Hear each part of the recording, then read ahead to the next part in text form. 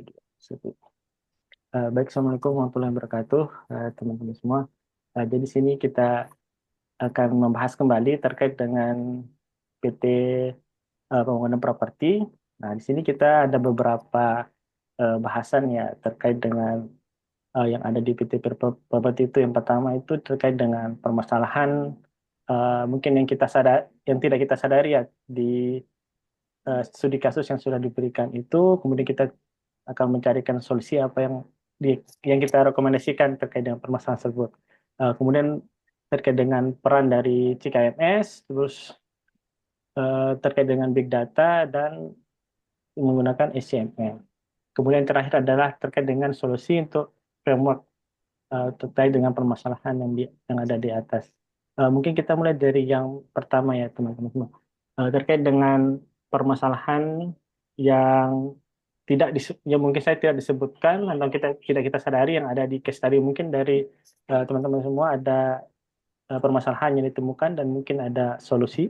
Silakan mungkin dari Pak Ari atau Pak Soyun. Oh, Ya, oke. kalau Pak Ari dulu atau mau jawab bisa? Lanjut kalau mau duluan, Mas. Oke. Kalau dari saya, referensi yang saya baca apalagi di bidang properti ya, mungkin masalah-masalah teknis lainnya yang tidak disebutkan dalam studi kasus seperti keterlambatan material ataupun alat ya. Karena keterlambatan dalam pengiriman material itu dapat menyebabkan gangguan pada jadwal kerja yang telah direncanakan. Sehingga berpotensi mengakibatkan kemunduran dalam penyelesaian proyek. Selanjutnya itu ada permasalahan seperti kerusakan peralatan, kondisi lapangan yang buruk, kemudian ada juga miskomunikasi, ada pula kualitas bahan, perubahan desain, masalah administratif ataupun masalah keamanan. Nah, jadi di setiap kasus itu mungkin ada detailnya tersendiri ya. Jadi untuk mempersingkat waktu, saya persilakan juga Pak Ari jika mungkin ada jawaban yang lainnya.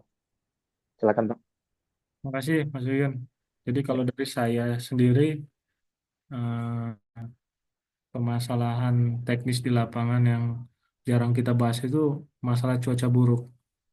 Jadi keterlambatan pekerjaan akibat hujan atau kondisi yang ekstrim. Kalau solusinya itu ya menggunakan IoT untuk memantau perakiraan cuaca dan penjadwalan ulang kegiatan yang jika hal tersebut terjadi bisa dijadwal ulang waktu kapan yang lebih memungkinkan. Kemudian yang kedua itu mungkin masalah keselamatan kerja. Kalau keselamatan kerja ini kan mungkin kayak mandornya kurang pengawasan gitu ya, atau supervisor ya. Solusinya ya tetap menggunakan IT juga. Jadi memantau mana yang beban kinerjanya terlalu banyak, kemudian melaksanakan pelatihan-pelatihan, terutama untuk yang keselamatan K3. Mungkin untuk selanjutnya, Mas Ahmad, Baik. Mas Ya, Jul. mungkin kalau tambahan dari saya terkait mungkin dari sisi internal ya, mungkin dari komunikasi antar tim itu apakah sudah berjalan dengan baik atau belum. Jadi yang dijelaskan di apa ya di case study itu kebanyakan itu secara eksternal yang di luar dari tim apa anggaplah tim dari PT Pengaproti itu. Jadi mungkin yang terlewat itu saya terkait dengan eh, kondisi internal, mungkin ada miskomunikasi antara tim, misalkan dari manajemen, tukang atau subkontraktor yang ada di sana. Jadi mungkin salah satu solusinya mungkin terkait dengan penggunaan alat komunikasi seperti aplikasi manajemen proyek di sini untuk memastikan terkait semua pihak itu terinformasi dengan baik. Jadi tidak ada miskomunikasi sama sekali, baik itu dari yang paling bawah mungkin yang dari tukang hingga ke atas yang itu di bagian manajemen. Baik, kemudian mungkin selanjutnya terkait dengan apa sih peran dari Customer Knowledge Management System yang ada di PT Pembangunan Properti. Mungkin dari Pak Ari mau menjawab untuk yang pertama. Silakan Pak Ari. Yang mana untuk Terkait dengan yang peran Customer Knowledge Management oh, System. peranan CKMS ya. Ya, benar Pak. Kalau peranan CKMS sendiri mungkin dapat mendokumentasikan kasus teknis dan solusi yang berhasil diterapkan pada karyawan. kemudian akses informasi yang lebih cepat seperti portal berbasis cloud untuk mengakses informasi dari case-case sebelumnya. Kemudian mungkin peningkatan kolaborasi. Forum diskusi digital itu sangat perlu untuk saling berbagi pengalaman antar eh, rekan kerja. Mungkin itu Mas Jul. Baik, mungkin ada tambahan dari Mas Uyun? Baik, kalau dari saya peran PKMS ya, ataupun Customer Knowledge Management System itu untuk menyelesaikan masalah studi kasus di atas, seperti adanya peningkatan untuk pengetahuan pelanggan, meningkatkan kapabilitas inovasi, bisa juga mengoptimasi proses bisnis, kemudian ada pengambilan keputusan yang lebih baik ya dengan CKMS ini. Terus ada juga fasilitasi komunikasi dan kolaborasi.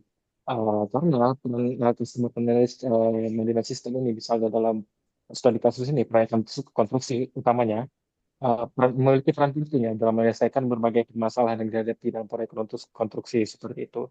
Hmm. Dengan adanya citra di sini, kita bisa mengambil kesimpulan seperti untuk peningkatan efisiensi bisnis, kemudian ada juga untuk inovasi pengembangan produk, kemudian ada juga meningkatkan hubungan pelanggan khususnya utamanya, kemudian ada juga pengelolaan pengetahuan. Adapun juga kita bisa mengambil resolusi terhadap masalah. Mungkin dari saya itu saja Pak Zul. Silakan. Jika ada tambahan. Baik, mungkin kalau saya tambahannya tidak ada yang kayak mungkin tak simpulkan mungkin ya terkait dengan peran dari customer community tadi ada mungkin dari Pak Ari itu terkait dengan pengumpulan dan penyimpanan data dari baik itu dari storage. Nah, itu akan kita gunakan sebagai untuk memanajemen risiko yang mungkin saja terjadi untuk ke depannya dan terkait dengan peningkatan dari kolaborasi antar tim yang bisa kita tingkatkan bersama yang ada di PT Pembangunan Properti. Mungkin selanjutnya terkait dengan permasalahan manajemen inventory dan supply chain management. Mungkin ini ada yang mau menjawab terlebih dahulu. Oke, baik Mas. Silakan Zul. Kalau manajemen inventory dan SCM ini permasalahannya itu mungkin masalah keseimbangan stok, kelebihan Ya, atau kekurangan stok material di lokasi yang berbeda-beda. Solusinya IoT lagi dan ya, dashboard SCM secara real time. Kemudian Betul. logistik yang tidak efisien, keterlambatan material, pengiriman material, solusinya rute pengiriman yang lebih optimal. Kita bisa menggunakan AI, jadi apa? Kita bisa melihat rute-rute yang efisien. Mungkin itu, Mas. ya.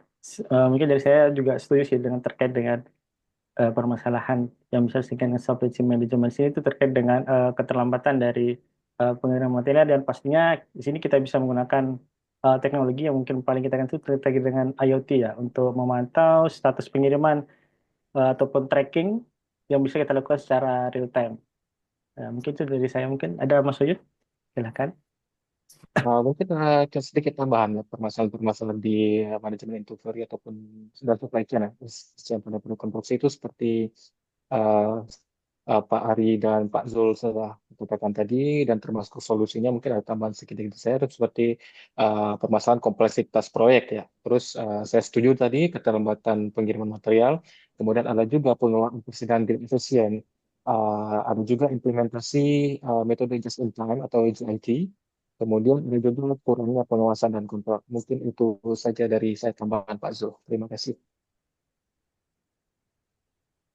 Nah, sebenarnya ada pertanyaan lagi terkait dengan subsisi manajemennya. Mungkin tadi sempat kita bahas, mungkin kita bahas ulang ya. Terkait dengan peranan dari sistem big data dalam manajemen inventory dan SCM. Mungkin ada yang mau menjawab terlebih dahulu. Silakan. Baik, kalau dari Baik, saya, oh, silakan. Pak Ari, silakan. Saya lagi duluan ya. Silakan Pak Ari. Jadi kalau dari saya sistem big data dan solusi manajemen inventory dan SCM. Jadi peran big datanya analitik prediktif memproyeksikan kebutuhan material ke depan. Kemudian optimalisasi logistik dengan menentukan rute terbaik untuk pengiriman material. Kemudian penyimpanan data terpadu, data historis dan real time dalam satu sistem. Mungkin itu, Mas.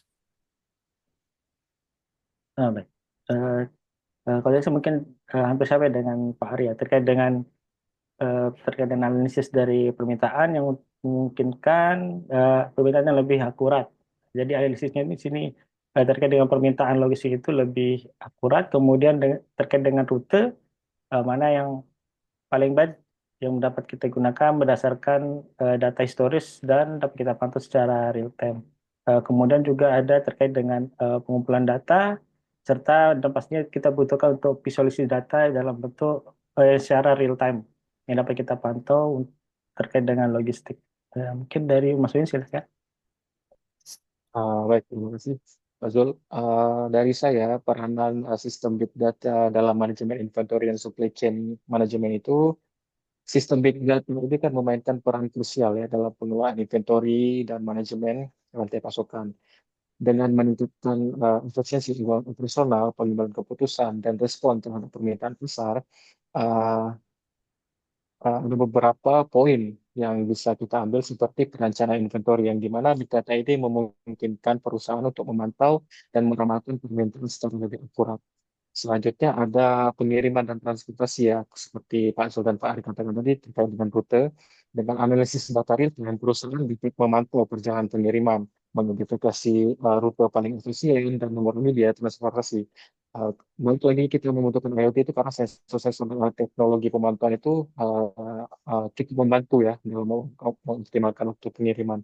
Adapun satu lagi itu di pergudangan, karena sistem big data dalam meningkatkan efisiensi manajemen gudang, dalam memberikan visibilitas yang lebih baik terhadap aliran barang. Itu saja dari saya, Pak Sul, Pak Ari. Terima kasih.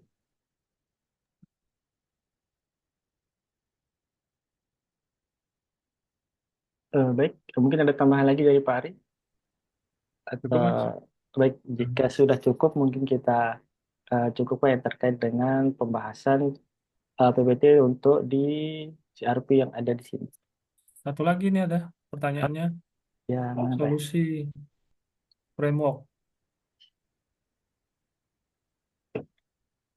Oh nomor ya, solusi 3. framework ya, untuk Ya, solusi. permasalahan yang dihadapi. Oh ya, maaf. Hmm. Baik, terkait yang ini mungkin dari saya pertama itu terkait dengan integrasi antara CKMS dengan Big Data. Di sini kita akan untuk meningkatkan pengumpulan dan analisis dari data proyek itu sendiri. Dengan integrasi ini, informasi yang relevan dapat diakses dengan cepat dan efisien oleh semua pihak terkait.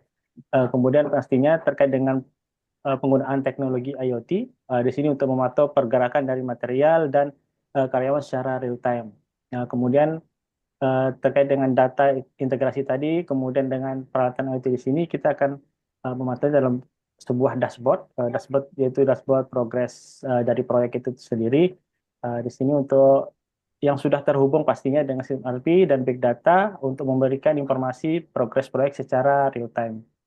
Kemudian terakhir mungkin terkait dengan SDM ya. Di sini mungkin ada perlunya pelatihan dan pengembangan dari SDM saat ini yang dapat apa terkait dengan penggunaan teknologi, khususnya teknologi baru serta untuk manajemen risiko yang mungkin saja tadi di kedepannya.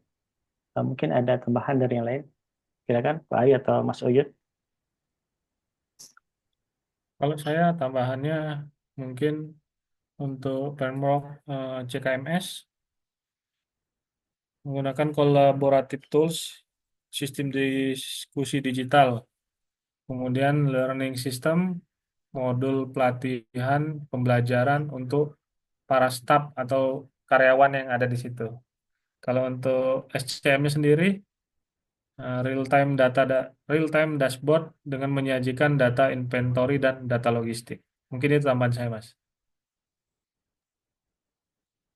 Ya, semua jawaban sudah sangat clear dan sudah dijawab oleh Pak Ari dan Pak Zul. Jadi saya tidak ada tambahan lagi. Terima kasih.